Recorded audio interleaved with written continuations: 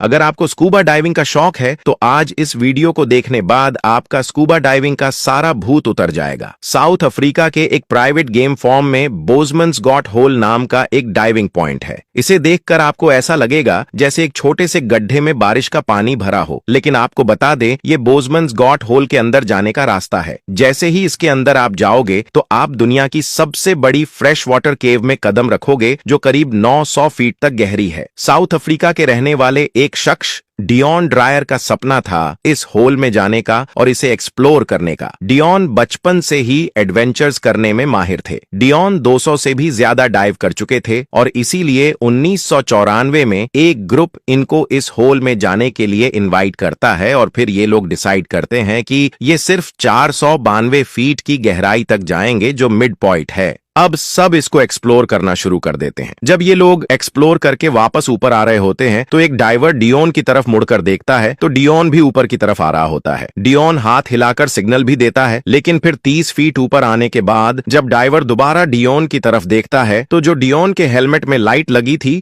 वो सीधे होल की गहराइयों में जा रही होती है। अब वो डाइवर तेजी से डियोन की तरफ उसे बचाने के लिए जाता है, लेकिन डियोन बहुत ही तेजी से नीचे की तरफ जा रहा था। डाइवर को पता चल जाता है कि अब इससे नीचे जाने का मतलब मौत को दावत देना है। इसके बाद वो लोग डियोन को होल की गहराइयों में छोड़कर ऊपर आ जाते हैं। ग्रुप को कंफर्म नहीं था कि डियोन के साथ क्या हुआ, लेकिन वो डियोन के माता पिता को बोलते हैं कि डीप वाटर ब्लैकआउट की वजह से वो बेहोश होकर डूब गया। इसके बाद रिसर्चर टीम डियोन की बॉडी की लोकेशन से निकालने के लिए एक रोबोट को होल की गहराइयों में भेजते हैं ताकि उसकी बॉडी निकाली जा सके, लेकिन काफी रिसर्च करने के बाद भी डियोन की बॉडी नहीं मिलती है। डियोन के पेरेंट्स बहुत ज्यादा दुखी हो जाते हैं कि वो अपने बेटे को लास्ट टाइम भी नहीं देख पाए। अब करीब 10 साल बाद एक बहादुर केव डाइवर डेव शॉ इस होल की 800 फीट की गहराई तक चले जाते हैं और इस एरिया को एक्सप्लोर करना शुरू कर देते हैं। अचानक से उनको वहां डियोन की बॉडी मिलती है। शॉ बॉडी को चेक करते हैं कि सरफेस तक ले जाने की हालत में है या नहीं, क्योंकि 10 साल बीत चुके थे। चेक करने के बाद पता चलता है कि बॉडी ले जाने की कंडीशन में है और फिर शॉ इसको निकालने की कोशिश करते हैं, लेकिन बॉडी कहीं फंसी होती है। तमाम कोशिश करने के बाद अब शॉ की हालत खराब होने लगती है और वो ऊपर आने से पहले एक लाइन को डियोन की बॉडी से अटैच कर देते हैं ताकि डियोन की बॉडी मिल सके, और फिर वो ऊपर आकर सबसे पहले डियोन के पेरेंट्स को इन्फॉर्म करते हैं। जब उनको पता चलता है तो वो बहुत ज्यादा खुश हो जाते हैं। इसके बाद डियोन को बाहर निकालने का मिशन 8 जनवरी 2005 को शुरू किया जाता है। पूरी प्लानिंग के साथ शॉ के साथ पूरी टीम जाती है। ये लोग डिसाइड करते हैं कि सब 100 फीट दूरी पर होंगे सरफेस तक। अब शॉ कुछ ही देर में डियोन की बॉडी के पास पहुंच जाते हैं और फिर शॉ बॉडी बैग निकालकर